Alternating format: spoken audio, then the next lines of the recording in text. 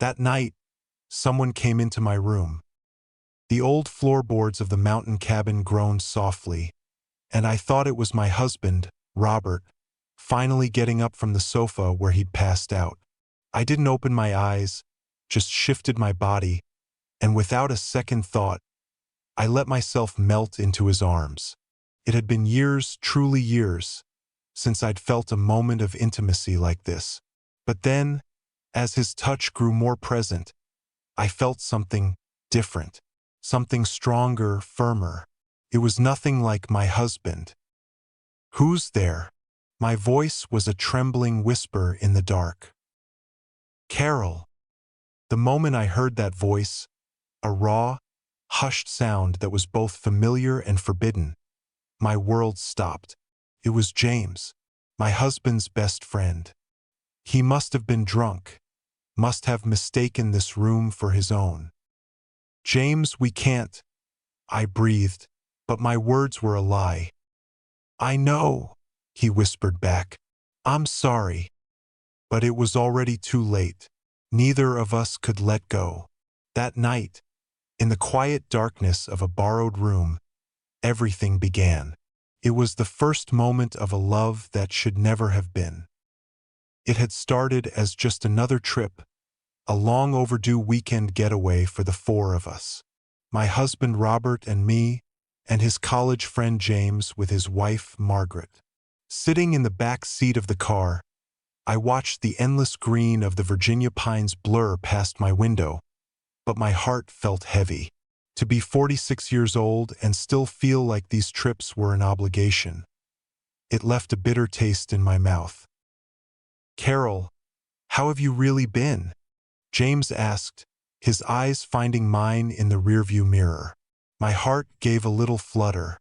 There was a genuine warmth in his voice, a gentle curiosity that Robert's had lost long ago. James and Robert had been inseparable since their freshman year of college, 28 years of friendship holding them together like brothers. But they couldn't have been more different. "Oh, same as always," I said, forcing a brightness I didn't feel. "Just keeping the piano studio running." I'd been teaching piano for over a decade, but lately, even the music felt dull and colorless. Next to me, Margaret was scrolling silently through her phone, as she always was. At 47, she was a freelance translator, a woman who seemed to live entirely inside her own head. She was pragmatic, cool, and I'd always thought she was a strange match for James's easy warmth. I envied her, though. At least she had a world of her own. My world, on the other hand, had always been built around serving others. My husband, my students, their parents. There was never any time left for me. "Are you busy with work these days, Margaret?" I asked, trying to bridge the silence in the car. Her answer was clipped, her eyes never leaving the screen. "Same as always." The chill between them was palpable. It had been there for years, but it seemed to have deepened into a permanent frost. Of course, the space between Robert and me wasn't much warmer. "How are things at the construction firm, James?" I asked, trying to steer the conversation into safer waters. "It's manageable," he said, his gaze flicking back to me for a second. "Teaching piano must be tough, though. Isn't it draining?"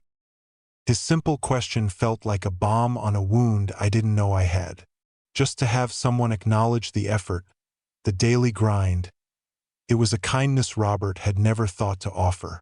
I found myself looking at the line of his shoulders, broader and more reassuring than I remembered. Even at 49, he had a quiet magnetism that was hard to ignore.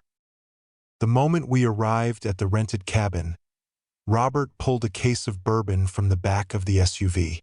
"Tonight we're drinking till dawn," he declared, his face already flushed with anticipation. I managed a weak, weary smile. This was Robert's way. Drown the quiet desperation of his life in alcohol and loud pronouncements. Later that evening, the four of us sat around a large wooden table.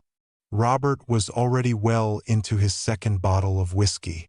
"Hey, James," he slurred, clapping him on the back. "How long have we been friends? Since we were kids, right?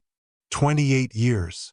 His voice was getting louder, echoing in the quiet cabin. "Think of all the things we've been through, man."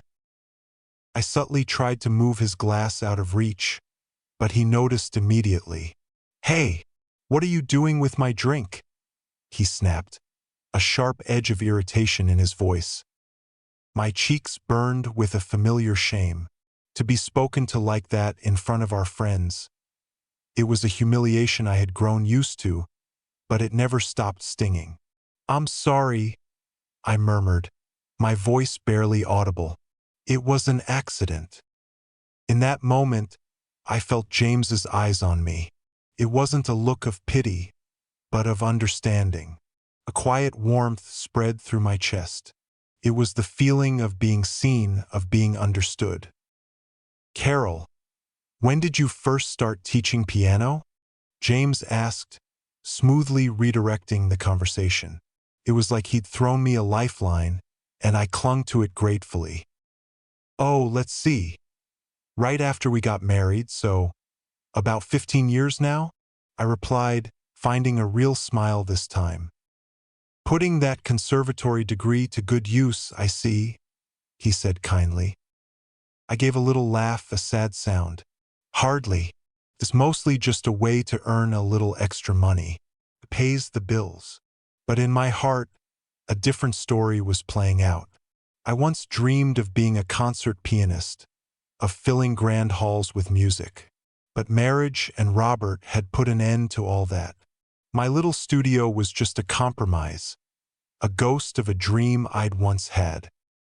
"But you're still doing what you love, aren't you?" he pressed gently. I looked up and met his gaze. There was such sincerity in his eyes, a genuine interest that I hadn't received from anyone in so long. Robert only ever talked about himself, his work, his frustrations, his victories. My dreams had become invisible to him. As the night wore on, Robert got progressively drunker. "Margaret, have a drink," he insisted, trying to pour her a glass. "No, thank you. I have a headache," she replied, her voice as cold as ice. "I think I'm going to turn in. I'm exhausted." She stood up. "Which room is ours?" "The one on the right," James said. We watched as she gathered her things and disappeared down the hall. Now there were just 3 of us. "We just need to be happy," Robert mumbled, slumping onto the living room sofa. I sighed, watching him. It was always the same script. The more he drank, the more sentimental he became, repeating empty phrases that had lost their meaning years ago.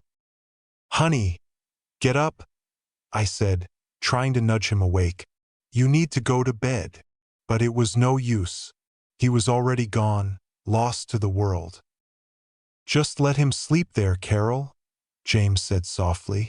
"You might hurt yourself trying to move him." "I should at least get him a blanket." I found one in the closet and draped it over Robert's sleeping form. He was already snoring loudly, oblivious.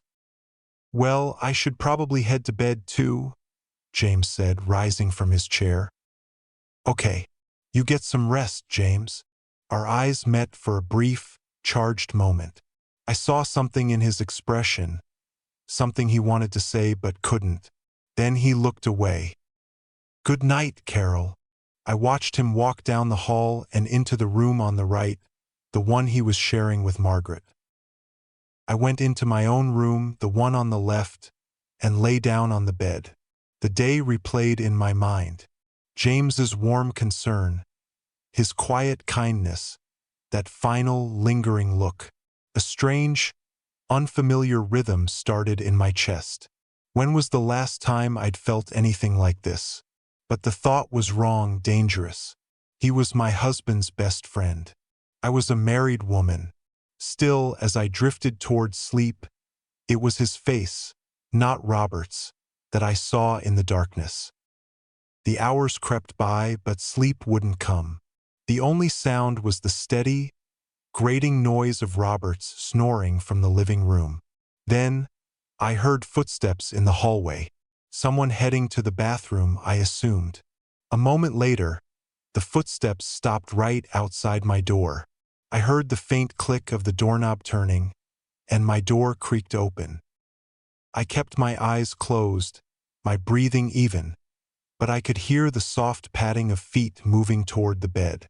It must be Robert, I thought, finally rousing himself from the sofa. "You're up late," I mumbled into my pillow. There was no reply. He must be too drunk to even speak. I felt the mattress dip as he sat down beside me. I turned naturally, moving closer to him. It had been so long since we'd shared a moment like this, but tonight, Robert felt different.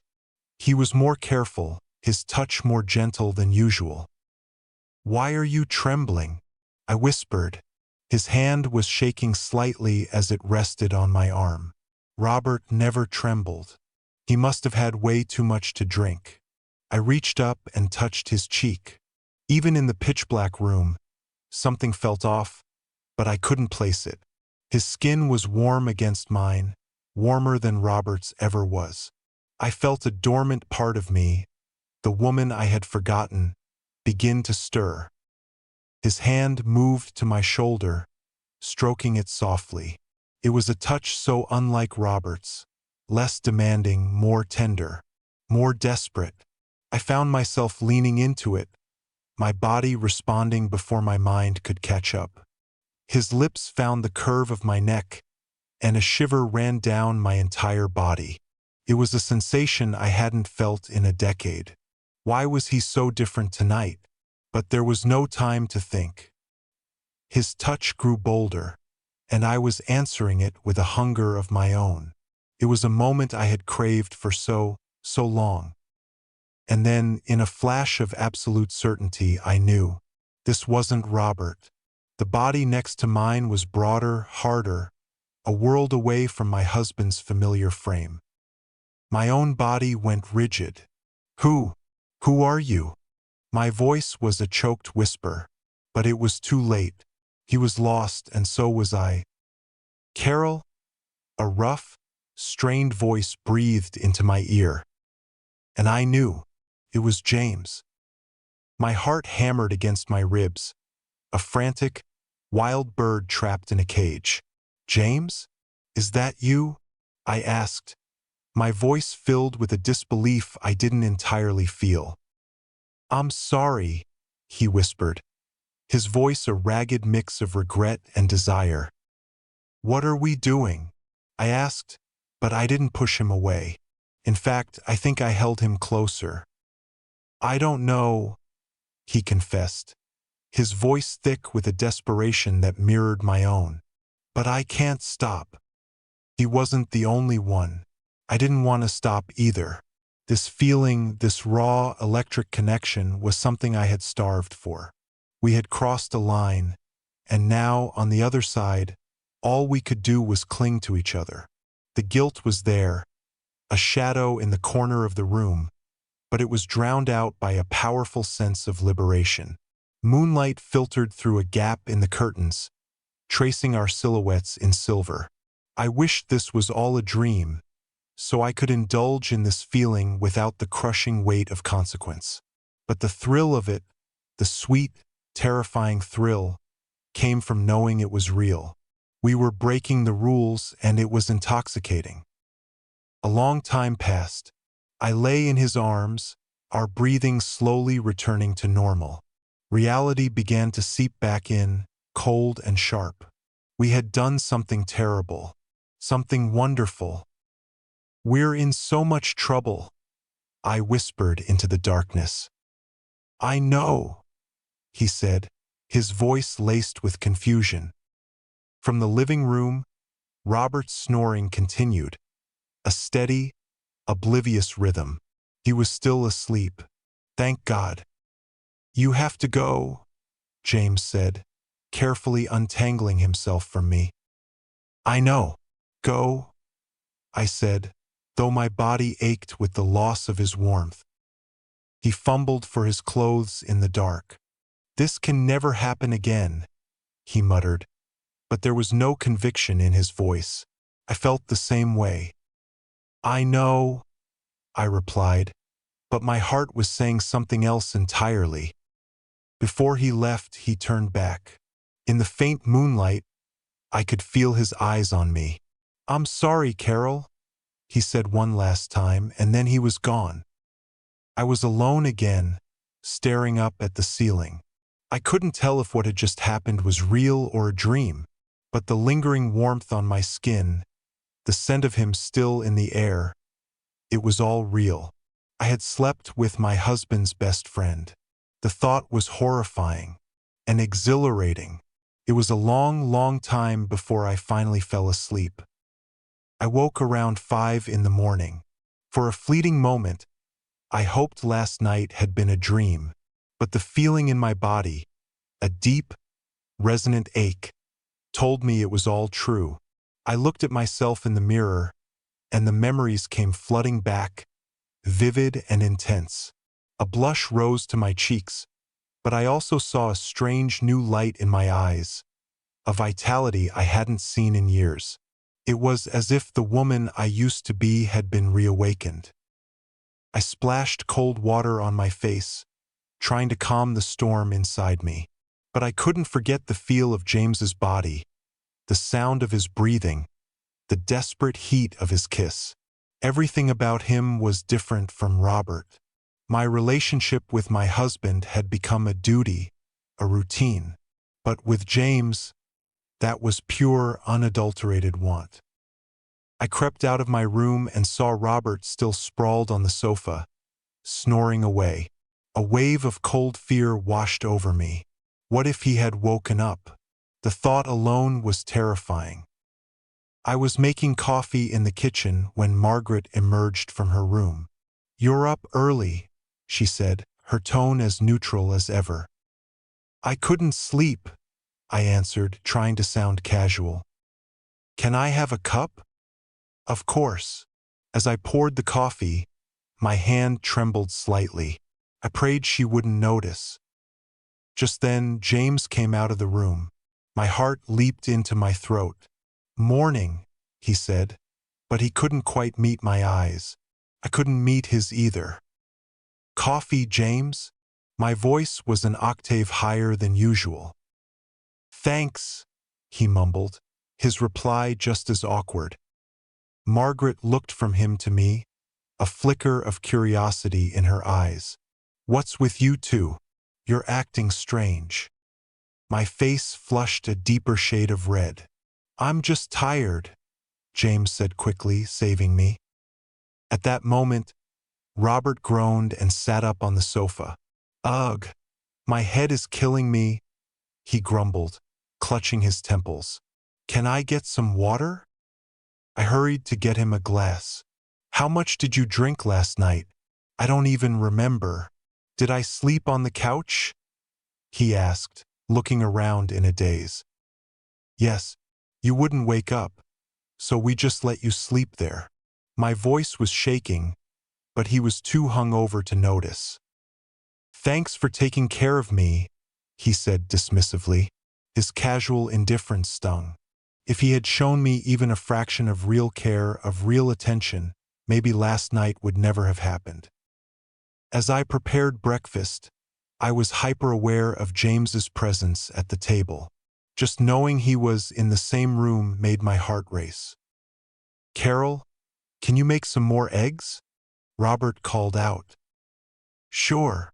I turned back to the stove. A moment later, James was beside me. "Carol," he whispered. "What?" My voice was barely a breath. "Last night." "It's okay." I cut him off, not wanting to talk about it here. "Let's just forget it." But I knew I couldn't. I didn't want to. "I'm so sorry," he said again, his voice full of genuine regret. His apology hurt. Did he truly regret it? For me, it had been one of the most precious moments of my life. A week passed, but I couldn't get that night out of my head. The memory of being with James was a constant presence, a secret fire burning just beneath the surface. It was a mistake, born of darkness and confusion, I told myself. But the thought brought a tremor of excitement along with the guilt. "Mrs. Thompson, did I play that wrong?" one of my students asked, pulling me back to the present. "No, sweetie, that was perfect.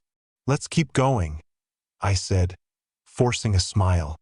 But my focus was gone, shattered by the memory of that night. I was a married woman. He was my husband's best friend. How could this have happened? 2 more weeks went by. One Friday evening, an old college friend called and invited me out. The thought of another night at home, staring at Robert's impassive face, was unbearable. I decided to go. "Honey, I'm going out with some old friends tonight. I'll be late," I told him. "Okay, when will you be back?" "I don't know. We might have some drinks. I could end up staying at a friend's place." "All right," he said, his attention already back on the television. He didn't seem to care one way or the other. The reunion was at a restaurant downtown.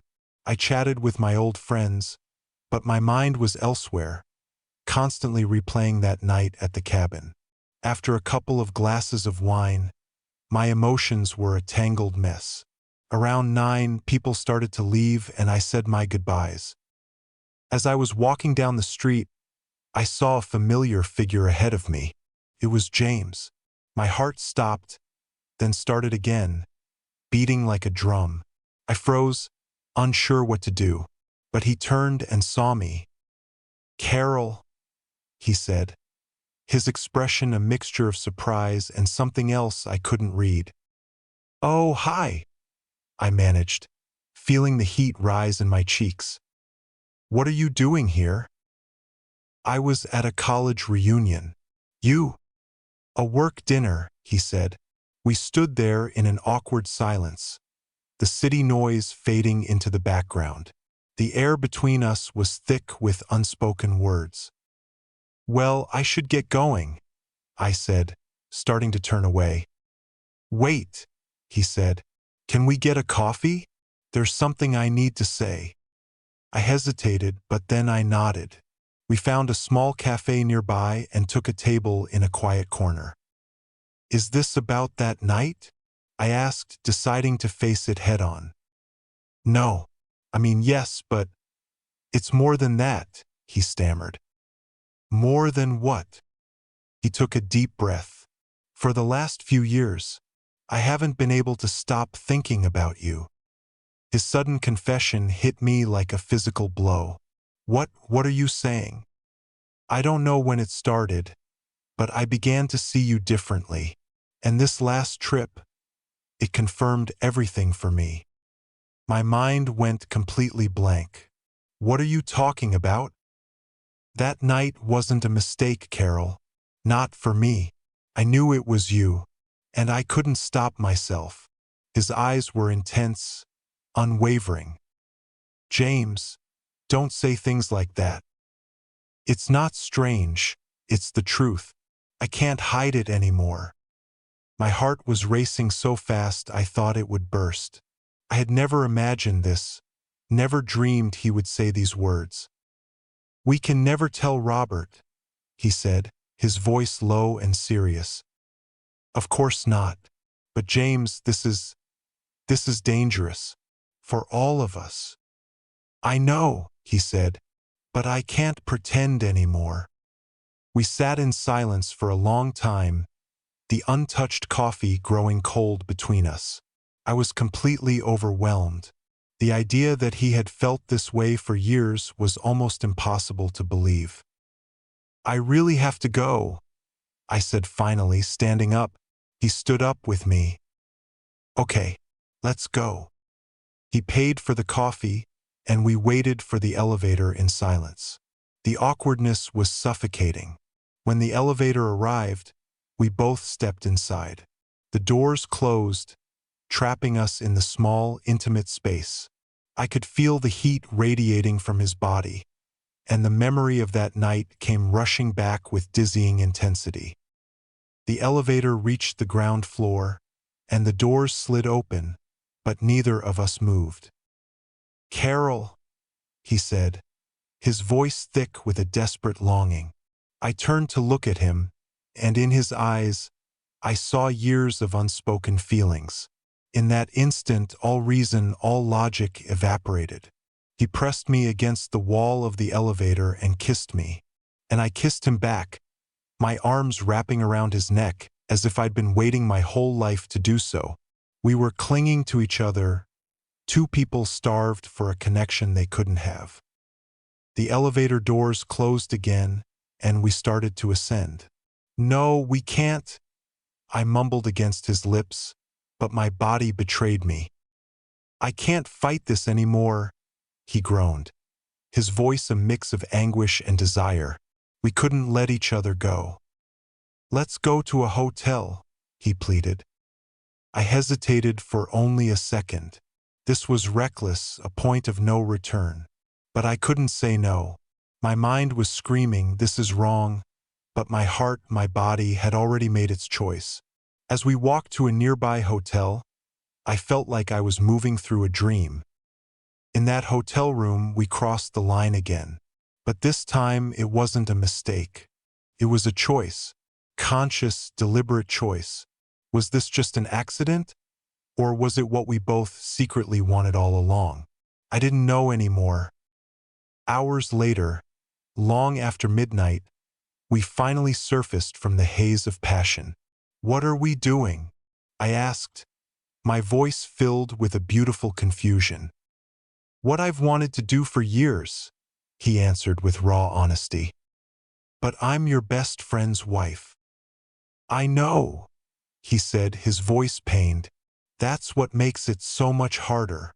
We looked at each other, the complexity of our situation hanging heavy in the air. This time it wasn't a mistake. It was the truth. In the taxi on the way home, I stared out at the blurry city lights and sighed. James had been in love with me for years. He'd been sure of it on the trip. Did that mean all his kindness, all his concern, had been real? The truth was, I had basked in his attention. It was a warmth Robert never gave me. I realized with a jolt that I had started looking for him, waiting for him. Did that mean I loved him, too? I hadn't pushed him away at the cabin, and I certainly hadn't tonight. Tonight was no mistake. It was his truth, and maybe, just maybe, it was mine, too. After that night, James and I began to communicate in secret. It started with simple texts, just checking in, but soon our conversations grew deeper, more personal. Talking with him became the highlight of my day, the one thing I looked forward to. "Tough day at the studio?" He'd text, and a smile would instantly spread across my face. It had been so long since anyone had asked about my day. Robert was completely uninterested in my life. Asterisk, it was fine. How about you? Asterisk, I'd write back, my heart fluttering. I was curious about his world, about what he thought about during the day. I wondered if he ever thought of me. Busy, but I can't seem to focus lately. His honesty made my pulse quicken. Was I the reason? Why not? I wanted to ask, but it felt too bold. "You know why?" came his reply. My cheeks flushed. He was thinking of me just as I was thinking of him. Weeks passed like this, our secret digital world becoming my lifeline. I'd check for his message the moment I woke up, and we'd say goodnight just before I fell asleep. Then one day a different kind of message arrived. Asterisk, I miss you. Can we meet? Asterisk. My heart pounded against my ribs. This was it. I miss you too, I typed back, my hands trembling. Asterisk, how about tomorrow afternoon? Downtown. We'll be careful. Asterisk. I hesitated for a moment, the risk of it all settling in my stomach. but the desire to see him was stronger than the fear. Okay. The next afternoon, I got ready with a sense of excitement I hadn't felt since I was a teenager. I chose a dress I thought he would like and put on a little makeup. When I looked in the mirror, I saw a woman who looked more alive than she had in a month. Our meeting spot was a quiet cafe downtown. He was already there when I arrived. "Have you been waiting long?" I asked. "No, I just got here," he said, standing to greet me. Seeing him again after a month, he looked even more handsome than I remembered. We found a secluded table in the back. "How have you been?" he asked. "I've just been thinking about you," I answered honestly. A fire ignited in his eyes. "Me too," he said, his voice low. "Every single day." His confession made me blush. "We shouldn't be doing this." "I know, but I can't help it." We just looked at each other, the rest of the cafe fading away until it was just the two of us. "Should we go to the hotel?" he asked, his voice barely a whisper. I hesitated, then nodded. My mind was already made up. Waiting in the hotel lobby, my heart was a frantic drum against my ribs. I was terrified of being seen, but the fear was mixed with a thrilling, electric excitement. The moment the elevator doors closed and we were alone, the atmosphere shifted. My breathing quickened, and I could feel the intensity of his gaze on me. "Are you sure about this?" he asked one last time. "I'm sure," I said. "I want this." My confession seemed to unleash something in him, and his eyes grew dark with a desperate need. In the room, there was no awkwardness, none of the guilt-ridden hesitation of the cabin. This wasn't a mistake. It was a choice. Lying in his arms, I felt a warmth, a sense of belonging I had craved for years. "I think this is what love feels like," I whispered. He held me tighter. "It's a feeling I've never had before," he confessed, and his words filled my heart. This wasn't just a sordid affair. It was real. A long time passed, the two of us tangled together. "I don't want to leave," I said, my face buried in his chest. "Me neither. But we have to." He sounded just as reluctant as I felt. We had to return to our separate lives, our separate realities. But our hearts would remain here, together. Just then, my phone rang. It was Robert. My body tensed. "Hello." "Carol, where are you?" "I'm out shopping," I lied. "Okay. When are you coming home?" "In a little while." I hung up, and the weight of reality crashed down on me. "Robert?" James asked. "Yes, I have to go." Reluctantly, I got up to get dressed. "Be careful on your way home," he said, taking my hand. "You too." We left the hotel at different times, two strangers leaving the scene of a beautiful crime. Driving home, my emotions were a whirlwind of happiness and guilt, but there was no regret. For the first time in forever, I felt truly, deeply in love. From that day on, James and I began to meet regularly, twice a month at different hotels in different parts of the city. Each time, I tried to be a new version of myself for him. A new dress, a new perfume, a new hairstyle. Everything was for him. "You look amazing today," he'd say, his eyes drinking me in. "Really?" I'd ask shyly. I had bought the dress specifically for him, hoping he'd like it. "You're always beautiful, Carol, but today you're glowing."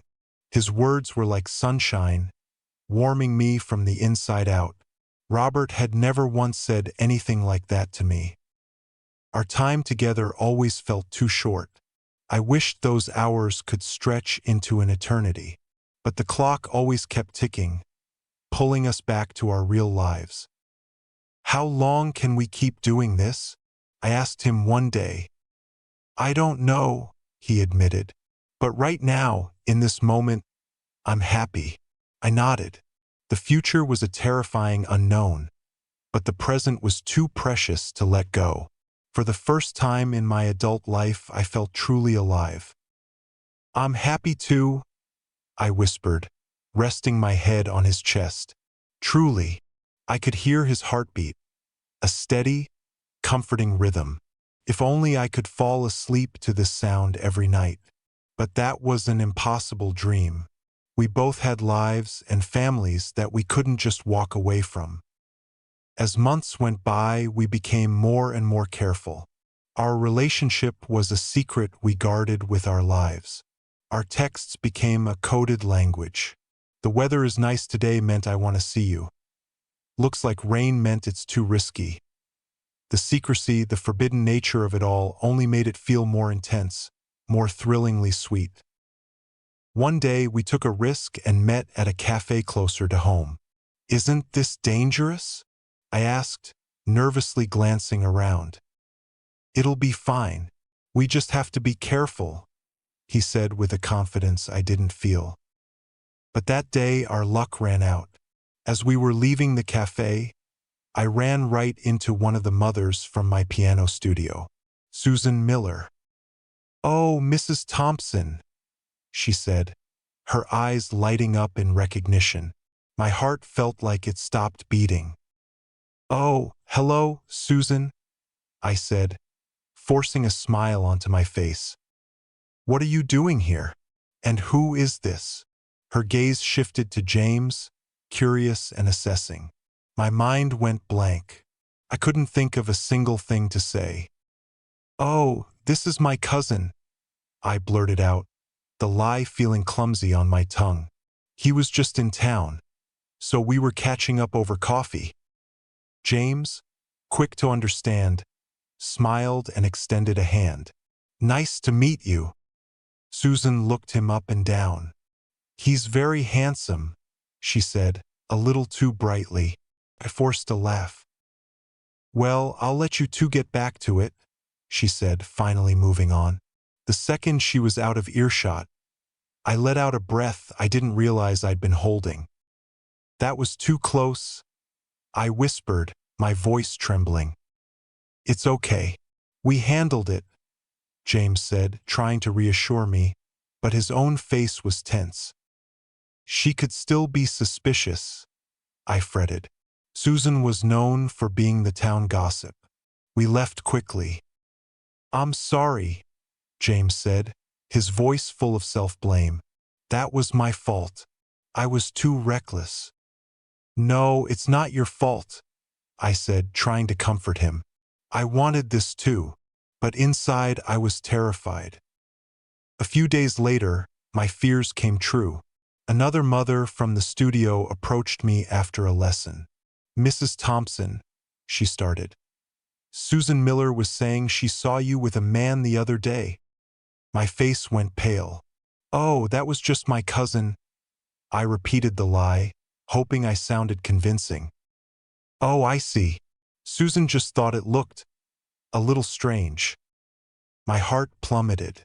That evening, I called James in a panic.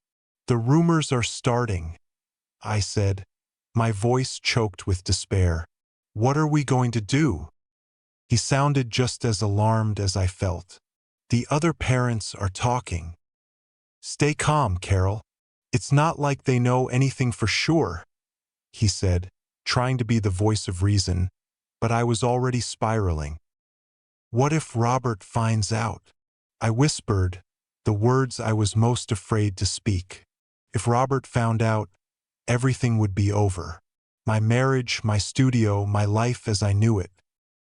"That's not going to happen," he said firmly, but I could hear the fear in his voice too. "We need to stop seeing each other for a while, just until this blows over." His words felt like a knife in my heart, but I knew he was right. The risk was too great. For a month, we didn't see each other. We barely even texted. That month was hell. A life without James felt gray and meaningless. But slowly, As time passed, the gossip died down. People found new things to talk about. "I think we're in the clear," a text from James finally came. I felt a wave of relief so powerful it almost brought me to tears. "Really? Asterisk yes. Let's meet. Carefully. Asterisk." I almost cried with joy. That afternoon, we met in a quiet corner of the city. Seeing him after a month felt like coming home. "I missed you," I said, the moment I saw him. "I missed you more than you can imagine," he replied, pulling me into a hug. It was a hug that held a month's worth of longing and fear. "What do we do now?" I asked. "We become more careful," he said. "A complete secret." I nodded. "Can we keep a secret for the rest of our lives?" "We can," he said with conviction. "As long as we're careful." His certainty was all the reassurance I needed. "So we can be together forever?" "Yes," he said. "A secret but real. Our love." We looked at each other and smiled. It wasn't the kind of love the world would ever approve of, but it was ours and it was true. From that day on, our meetings became even more meticulously planned, our love story written in the margins of our lives. We continued on, living in the shadows, bound by a perfect secret. But I often wonder, as I lie awake at night, how long a love like this can truly last. Is there really such a thing as a perfect secret?